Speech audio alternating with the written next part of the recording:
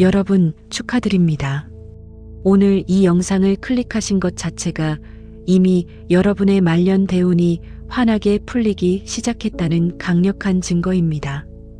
평생 가족들 뒷바라지하며 억척스럽게 정말 고생만 하며 살아오셨죠.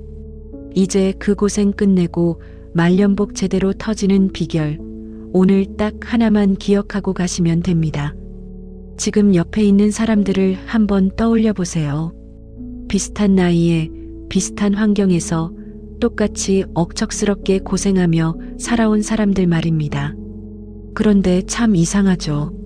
누군가는 나이 들수록 자식들이 서로 모시려 하고 얼굴에 귀티가 흐르며 편안해지는데, 누군가는 젊을 때보다 더 외로워지고 자식 눈치 보며 하루하루가 고달파집니다. 사주 탓일까요? 팔자가 그래서일까요? 평생 가족 위에 피눈물 흘리며 버텨온 건 똑같은데 결과가 이렇게 다르다면 너무 억울하지 않으십니까?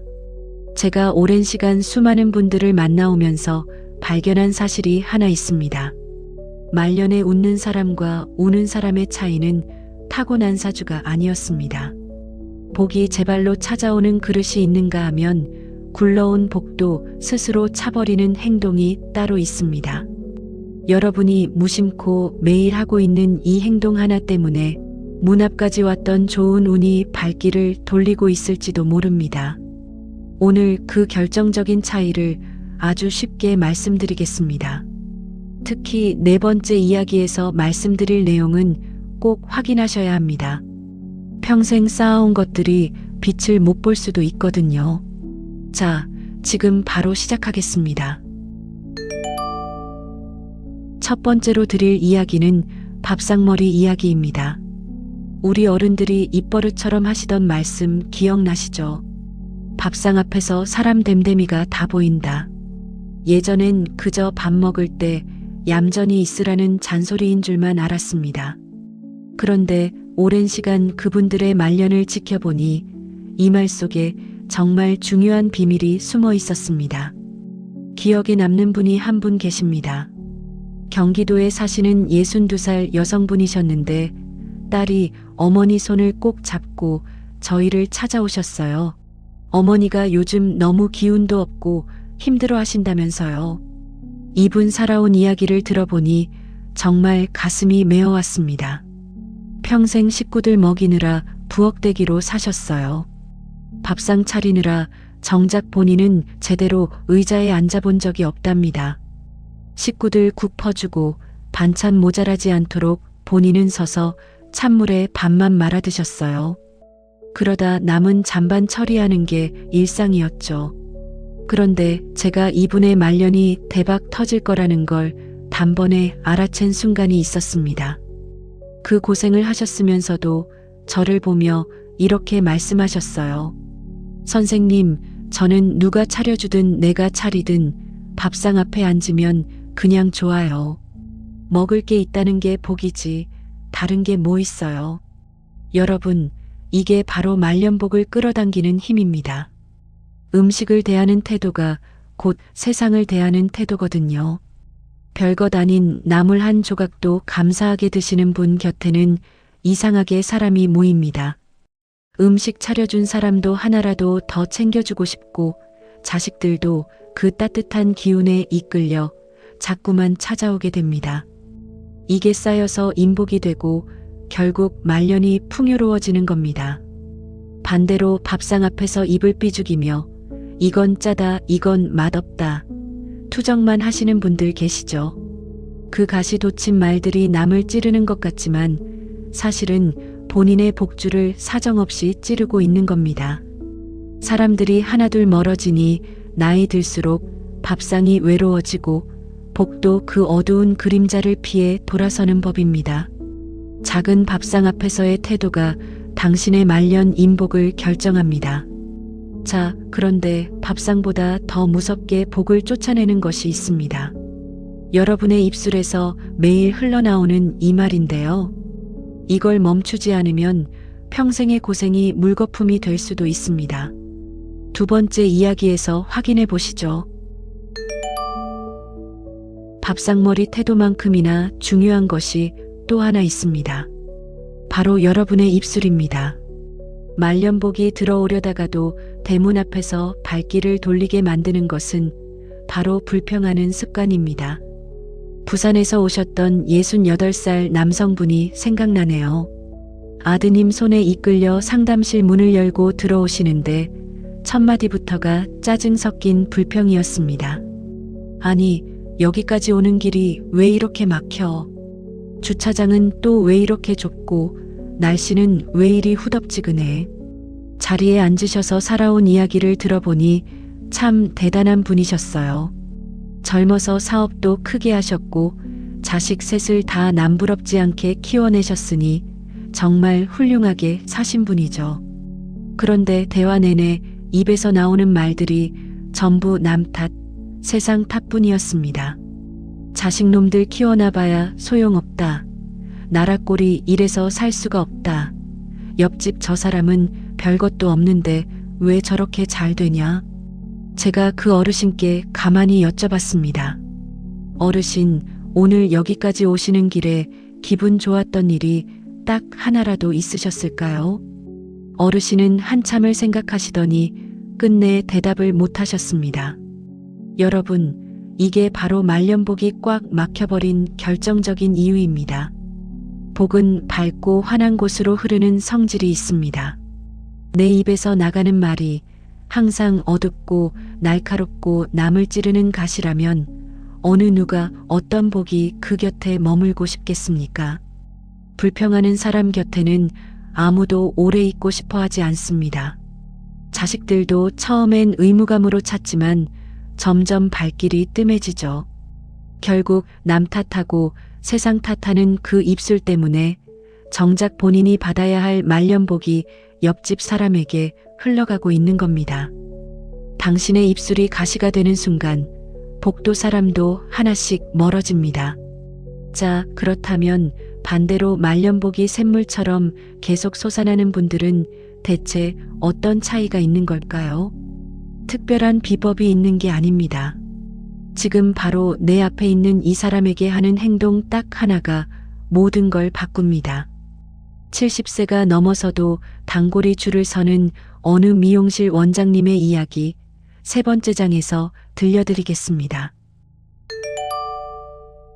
말년복이 끊이지 않는 분들에겐 아주 단순하지만 강력한 공통점이 하나 있었습니다. 바로 지금 내 눈앞에 있는 사람을 세상에서 가장 귀하게 대한다는 겁니다. 충청도에서 작은 미용실을 평생 운영하신 71살 원장님이 떠오르네요. 이분은 70대가 넘으셨는데도 아직도 가위질을 놓지 못하십니다. 돈 때문이냐고요? 아닙니다. 손님들이 원장님 아니면 안 된다며 문턱이 닳도록 찾아오기 때문입니다. 그 미용실엔 참 희한한 풍경이 펼쳐집니다. 할머니 손잡고 오던 꼬마 손님이 커서 엄마가 되어 오고 그 딸이 또 자기 자식을 데리고 옵니다. 무려 3대가 대를 이어 찾아오는 미용실이 된 거죠. 제가 비결을 여쭤봤더니 원장님이 수줍게 웃으며 이렇게 말씀하셨어요. 비결이랄 게 뭐 있어요. 그냥 내 앞에 앉은 사람이 힘들다 하면 같이 울어주고 좋은 일 있다 하면 내 일처럼 기뻐해 준 것뿐입니다. 그저 사람 귀한 줄 알고 대접한 거죠. 여러분, 이게 바로 말년복의 씨앗입니다. 거창한 기부를 하고 대단한 업적을 남겨야 복을 받는 게 아닙니다. 지금 내 옆에서 고생하는 배우자, 오랜만에 전화한 친구, 오늘 처음 본 사람에게라도 따뜻한 눈길 한 번, 진심 어린 말 한마디 건네기. 그 씨앗들이 땅속에서 조용히 자라나 당신이 나이 들었을 때 당신을 든든하게 지켜주는 겁니다. 큰 복을 쫓아다니지 마세요. 지금 당신 앞에 있는 사람에게 진심을 다하는 것, 그것이 가장 확실한 노후 대책입니다. 이런 분이 주변에 계시다면 이 영상 링크 하나만 살짝 보내주세요. 하지만 안타깝게도 이 귀한 복의 씨앗을 다 심어놓고 말년의 결정적인 행동 몇 가지 때문에 스스로 복을 걷어차버리는 분들이 계십니다. 대체 무엇이 우리 말년을 가로막고 있는지 네 번째 장에서 아주 솔직하게 짚어드리겠습니다. 자, 이제는 조금 아픈 이야기를 해야 할 것 같습니다. 평생 뼈 빠지게 고생해서 복을 쌓아놓고도 이런 사소한 습관 때문에 복을 못 받으신다면 너무 아깝지 않겠습니까? 공통적으로 하는 행동이 딱 3가지 있습니다. 내가 혹시 이러고 있지는 않은지 냉정하게 한번 돌아보십시오. 첫 번째는 지나간 과거에 발목이 잡혀 사는 겁니다. 내가 옛날엔 이랬는데 그때 그 사람이 나한테 어떻게 했는데 입만 열면 옛날 이야기, 원망 섞인 과거사만 늘어놓는 분들 계시죠. 과거라는 웅덩이에 빠져 있으면 지금 내 눈앞에 오고 있는 새로운 복을 볼 수가 없습니다. 낡은 그릇을 비워야 새 복을 담는 법인데 그릇에 묵은 감정만 가득하니 좋은 운이 들어오려다가도 자리가 없어 그냥 지나쳐버리는 겁니다. 두 번째는 자식에게 모든 것을 거는 기대입니다. 내 인생 다 바쳐 키웠으니 자식이 효도하는 거 당연히 바랄 수 있죠. 하지만 그 마음이 기대를 넘어 집착이 되는 순간 말년복은 끊깁니다. 부모가 자꾸 기대려 하면 자식은 부담스러워 멀어지게 되어 있습니다. 내가 당당하게 내 삶을 꾸려갈 때 자식은 오히려 그 모습에 이끌려 스스로 찾아오는 법입니다. 마지막 3번째가 가장 무섭습니다. 바로 돈으로 사람을 판단하는 겁니다. 저 사람이 나한테 득이 될까, 실이 될까, 이런 계산기부터 두드리면 진짜 귀인을 놓칩니다. 말년에 내 곁을 지켜주는 건 내 통장 잔고를 보고 모여든 사람이 아니라 내 진심을 보고 남은 사람들입니다. 사람을 수단으로 보는 순간 돈은 있어도 곁에 아무도 없는 쓸쓸한 말년이 될 수 있습니다. 혹시 들으면서 뜨끔하셨습니까? 괜찮습니다. 지금 이 순간 깨달으셨다면 이미 절반은 고치신 겁니다. 첫 번째, 밥상머리. 두 번째, 불평. 세 번째, 과거. 네 번째, 자식 기대. 4가지 중 오늘 가장 뜨끔하셨던 곳이 있으시면 댓글에 번호만 남겨주세요. 부담 없이 숫자 하나면 됩니다. 70이 넘어 성격 하나 바꿨을 뿐인데 끊겼던 자식들과의 연락이 닿고 집안에 웃음꽃이 피기 시작한 놀라운 사례가 있습니다. 인생의 막판 뒤집기 74살 어르신의 실화를 마지막 장에서 들려드리겠습니다. 여기까지 들으면서 이런 생각 드실 수 있습니다. 선생님 말은 좋지만 나는 이미 70이 넘었고 성격도 굳었는데 이제 와서 바꾼다고 뭐가 달라질까요? 여러분, 제가 오늘 이 말씀 드리려고 지금까지 달려왔습니다. 사람의 운은 마지막 순간까지도 바꿀 수 있는 겁니다. 강원도에 사시는 74살 남성분이 떠오릅니다. 평생을 무뚝뚝함이 훈장인 줄 알고 사셨던 분이었죠. 집안에서는 늘 호랑이 같은 아버지였고 자식들이 무슨 말만 하면 버럭 화부터 내니 손주들조차 할아버지를 무서워해서 피해 다녔습니다. 그런데 이 어르신이 큰 병을 한번 앓고 나시더니 어느 날 제 손을 잡고 물으셨습니다. 선생님, 제가 남은 인생이라도 외롭지 않게 살려면 뭘 해야 합니까? 제가 딱 2가지만 권해드렸습니다. 첫 번째는 밥 먹을 때 무조건 맛있다고 말씀하시는 것. 두 번째는 길에서 누구를 만나든 먼저 웃으며 인사하시는 것이었습니다. 에이, 그게 무슨 운명을 바꿔 싶으시죠? 딱 1년 뒤에 이분 따님이 울먹이며 전화를 하셨어요. 선생님, 우리 아버지가 달라지셨어요.